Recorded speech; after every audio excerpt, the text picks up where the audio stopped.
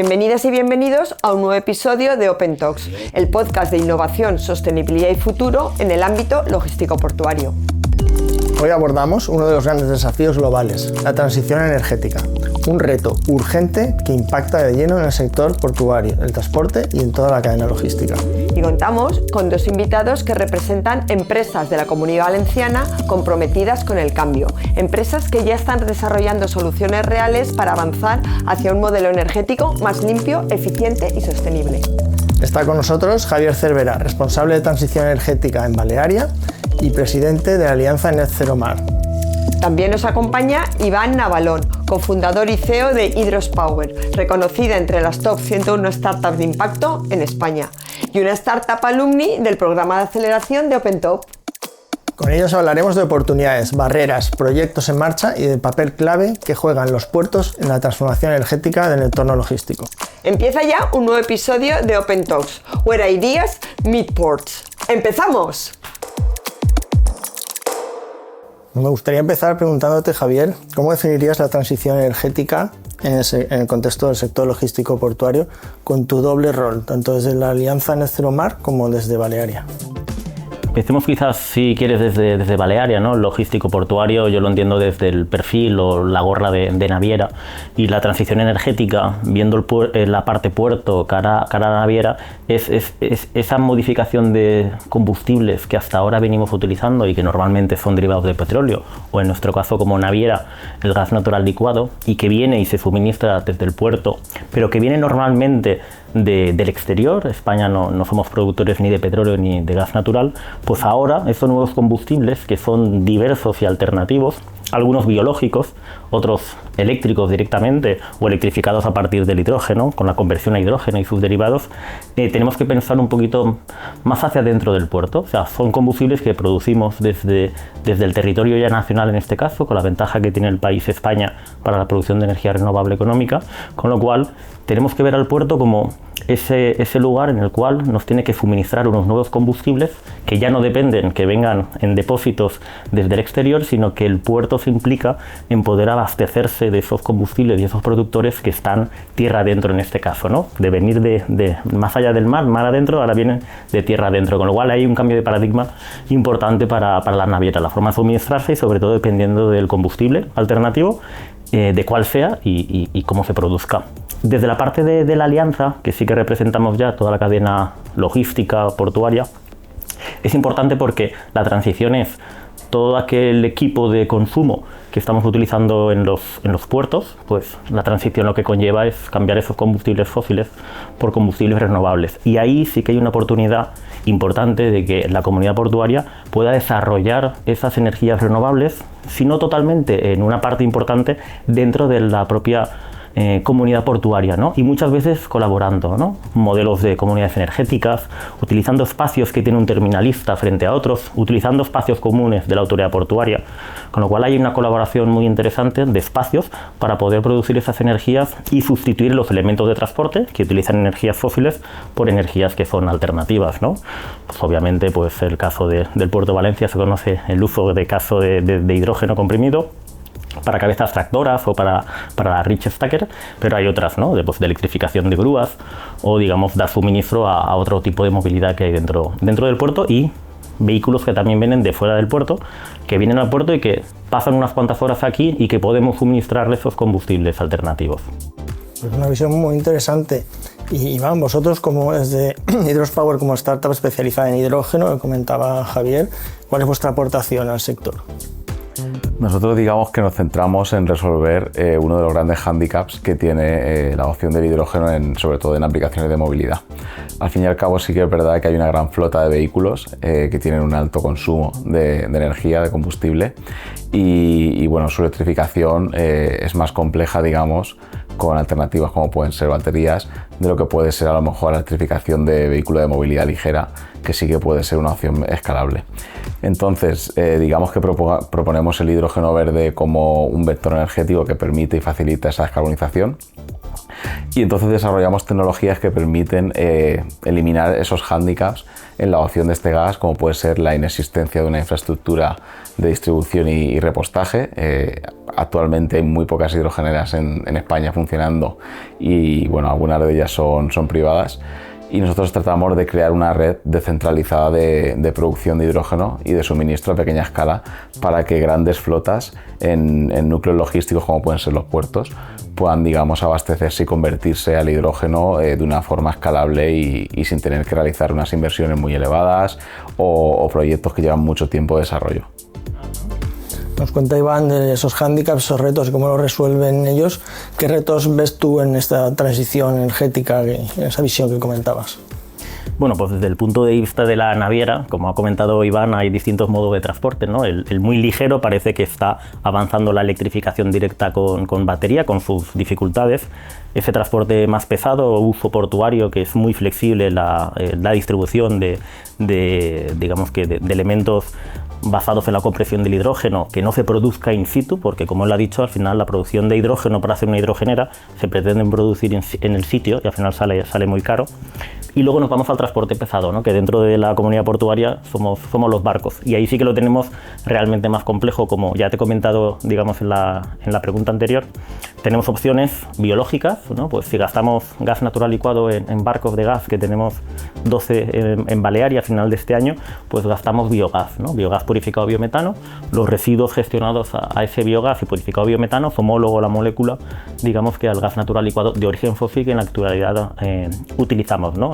Pues hay una alternativa biológica, pero ya sabemos que residuos, aunque hay muchos en el mundo, no hay suficiente para abastecer todo el marítimo o todos los sectores que quieren descarbonizarse a base del biometano. Puede existir para un 5 o un 10% y pelearemos entre sectores por ese combustible renovable. Como tenemos que continuar escalando, pues otros combustibles, electrificación, pues algún barco tenemos pequeño donde tenemos alguna batería, pero son barcos que han de tocar el puerto de 2 a 3 veces, ¿no? Y hacer recorridos muy cortitos. Empieza a haber alguna cosa en el norte de Europa, y nosotros como Balearia tenemos un proyecto singular ejecutado dentro de 2 años de barcos eléctricos puros para cruzar Tarifa-Tánger, por ejemplo, ¿no? Pero son casuísticas de rutas de navegación cortas, una hora máximo. Si ya nos vamos a rutas más importantes con una autonomía más larga, pues obviamente los derivados de petróleo, que es lo que en el 99% se utiliza a nivel mundial ahora mismo, pues hay que sustituirlo por otros combustibles. ¿Cuáles? Pues ahí, quitando los biológicos, ¿no? Los biodiesel, el aceite cocina usado, refinado para que sea utilizable en los barcos de diésel, esto dará un volumen corto. Al final tenemos que ir a lo que se llaman los e-fuels, ¿no? Los sintéticos derivados del hidrógeno. Ahí ya es una producción de gran volumen, donde en una factoría se reformará ese hidrógeno que se ha producido con electrolizadores, pues para convertirlo a un metanol o para convertirlo a un amoníaco, o en nuestro caso nos gusta también el metano sintético. Al fin y al cabo, hidrógeno verde con CO2, puedes combinarlo en molécula metanol o en molécula metano sintético, y nuestros barcos ya están preparados para aceptar metano directamente, sea fósil, sea biológico, o en este caso sea el sintético a partir del hidrógeno. El reto, dependiendo de la naviera, en nuestro caso somos short sea shipping, navegación de rutas cortas comparadas con otras como portacontenedores. Yo creo que tenemos la alternativa de el biológico o sintético en el caso del metano, porque ya tenemos barcos. Vamos a electrificar lo que podamos en rutas cortas, y alguna prueba, un barco en Ibiza Formentera, al Cap de Barbaría, donde a final de este año haremos ya un laboratorio implementado con hidrógeno. ¿Es una primicia? Ya la contaremos. Muy bien. Iván, Javier nos ha contado su estrategia, y tú hablabas antes de vuestra tecnología. Cuéntanos un poquito más en detalle, ¿cómo resolvéis el reto de la movilidad ligera con hidrógeno? Nosotros básicamente nos centramos en la parte que almacena el hidrógeno y que lo consume dentro del vehículo.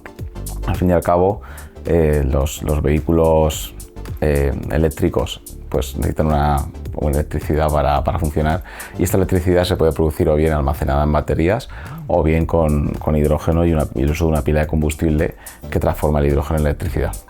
Nosotros desarrollamos todo el equipo o la tecnología que permite hacer esa conversión, y también la parte que almacena ese hidrógeno y permite hacer esa distribución descentralizada para desde un mismo punto común, que no tiene por qué estar precisamente en el puerto, sino en las inmediaciones o en alguna localidad donde se pueda producir hidrógeno.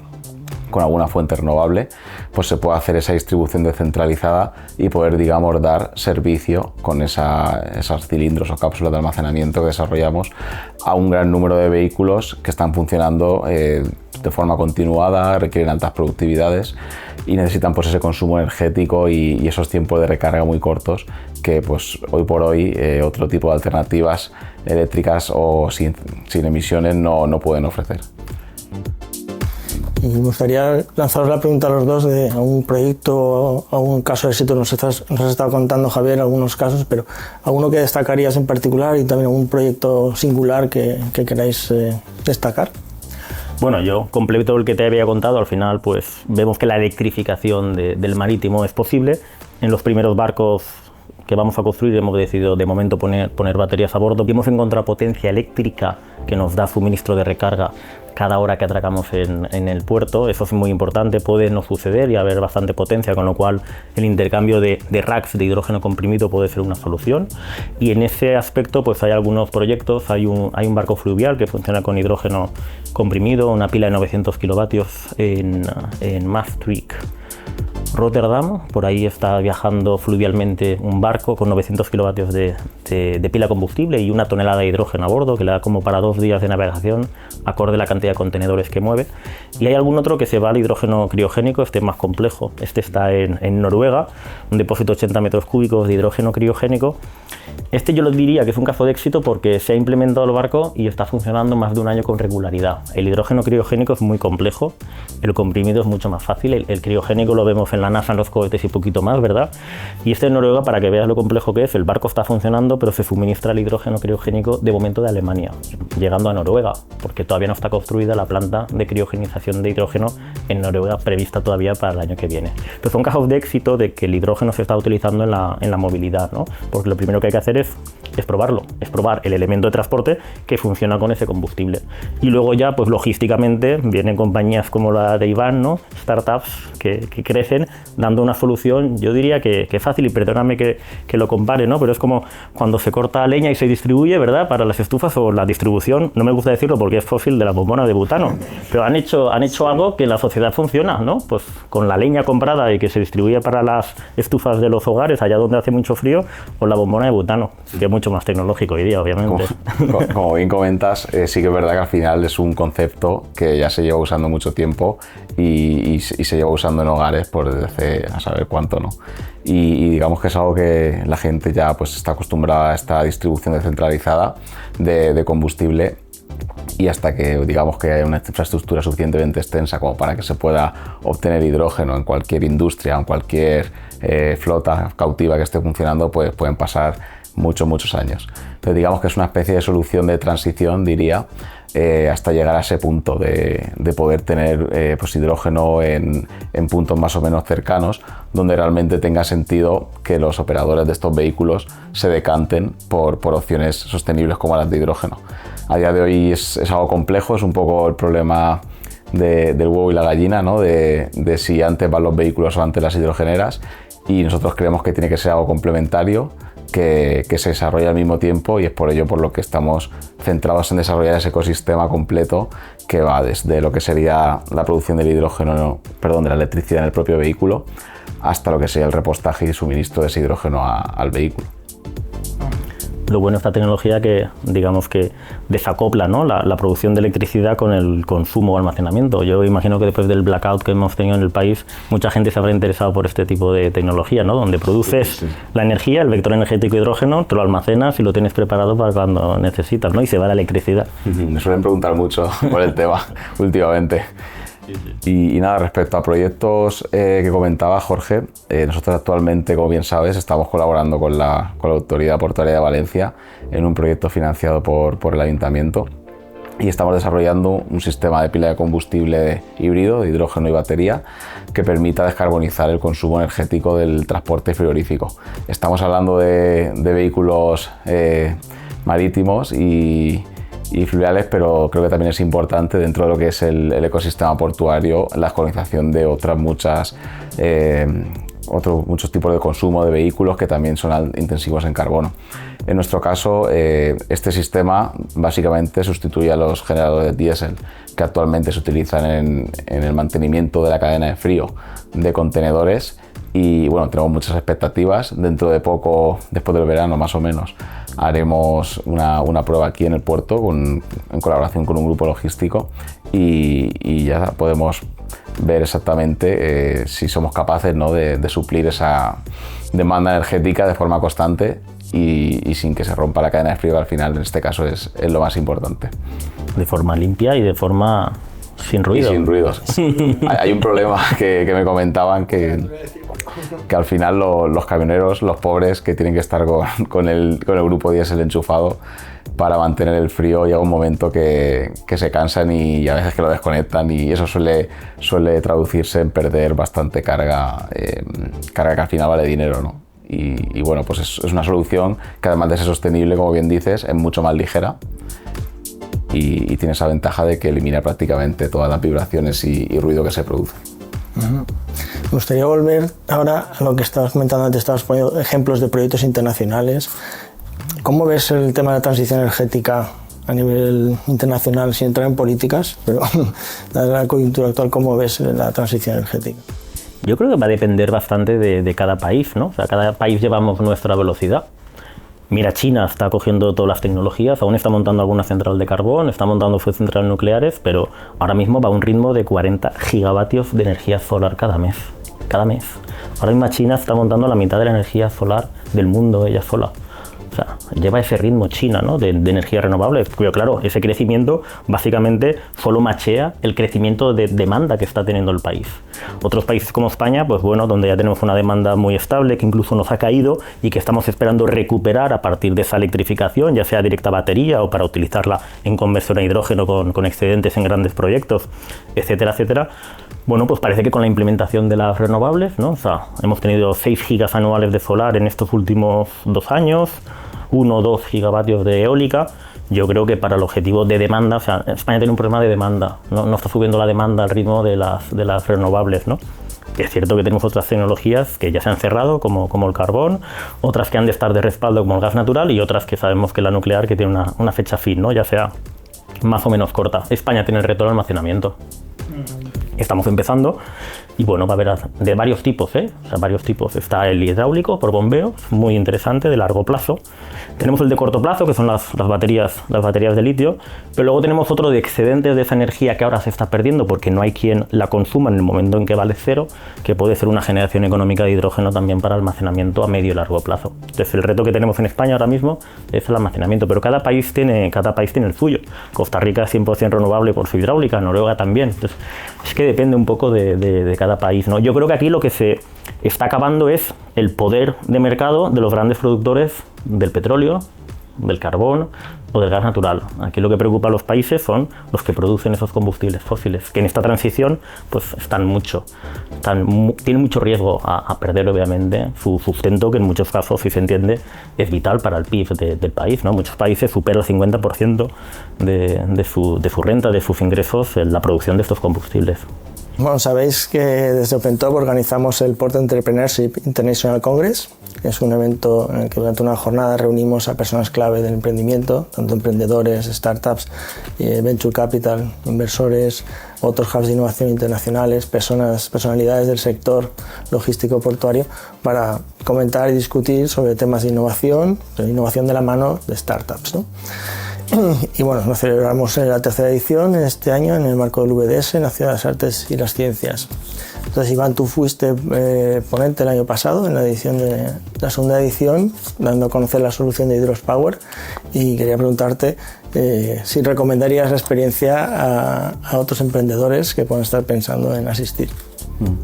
Sí, la verdad es que tuve la suerte de poder presentar el proyecto delante de un montón de gente. La verdad es que me recuerdo que era una sala que estaba llena, no cabía prácticamente nadie más, y fue muy interesante porque sí que es verdad que había un montón de diferentes personalidades, de diferentes instituciones, también mucha gente que venía de diferentes países de Europa, del European Innovation Council, por ejemplo, de instituciones públicas que al final financian gran parte de los proyectos de I+D de las empresas.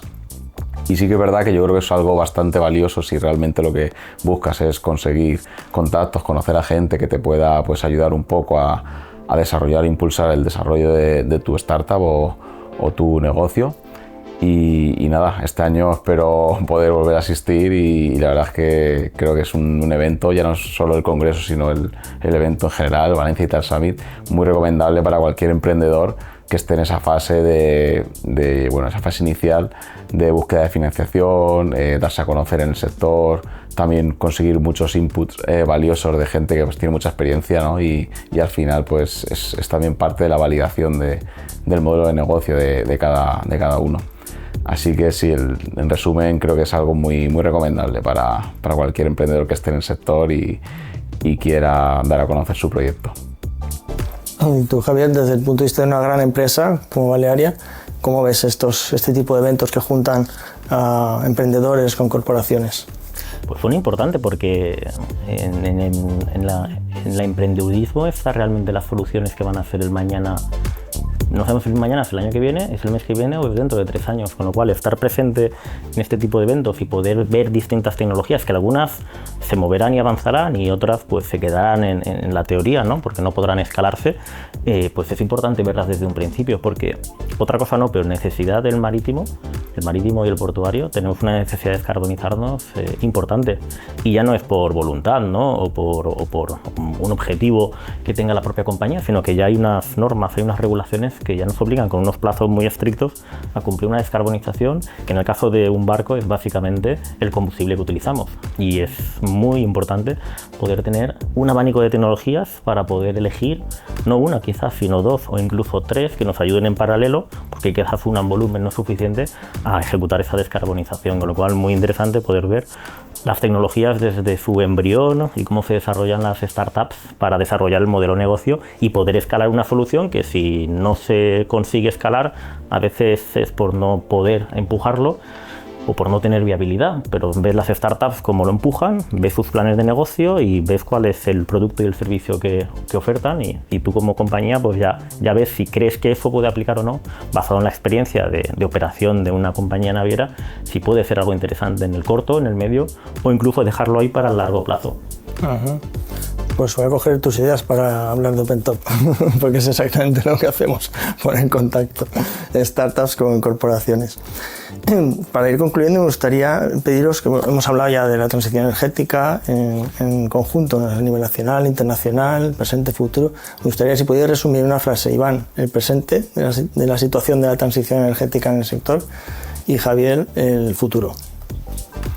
Diría que hay mucha voluntad, cosa que está bien, pero todavía queda mucho por hacer, y que al final pues esto es algo de todos, hay que colaborar entre diferentes empresas, instituciones para facilitar un poco las cosas y que al final sí que es verdad que ya se está empezando a mover proyectos, pero bueno, creo que tiene buena pinta, pero como digo, todavía queda mucho recorrido.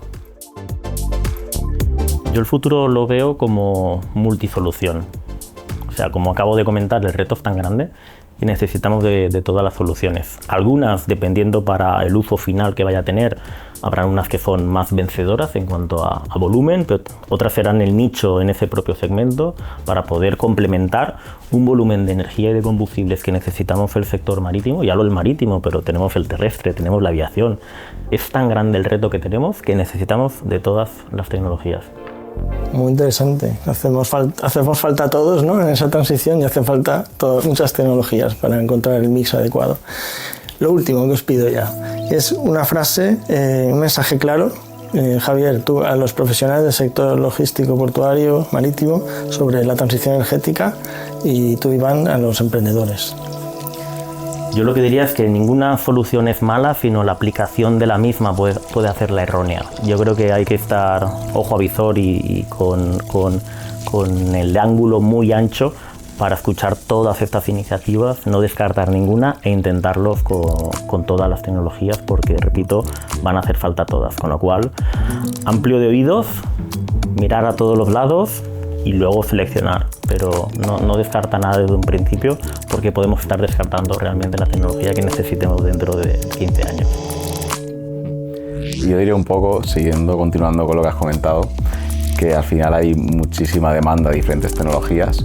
Estas tecnologías al final solo se desarrollan mediante innovación y creo que es ahí donde los emprendedores, pues con sus ganas y de cambiar el mundo, pueden realmente aportar soluciones rápidas, que a lo mejor empresas más grandes pues son un poco más lentas, tienen mucha más, digamos, burocracia interna, y creo que son totalmente necesarios los emprendedores en el sector que permitan hacer ese desarrollo ágil y por supuesto colaborar con empresas grandes que les ayuden a escalar esas tecnologías y realmente poder implementarlas en un entorno real. Pues estoy seguro que nuestra audiencia habrá disfrutado tanto como yo. Muchísimas gracias a los dos por vuestra participación en Open Talks. Gracias a vosotros. A vosotros. Hoy hemos visto que la transición energética en el entorno logístico portuario ya está en marcha y que hay empresas que no solo hablan de sostenibilidad, sino que la están haciendo realidad con soluciones concretas. Gracias a Iván y Javier por compartir su visión, sus proyectos y por mostrarnos que descarbonizar no es una opción futura, sino una necesidad actual. Te esperamos en el próximo episodio de Open Talks, donde seguiremos descubriendo cómo la innovación está transformando el presente y el futuro de nuestros puertos. ¡Hasta pronto!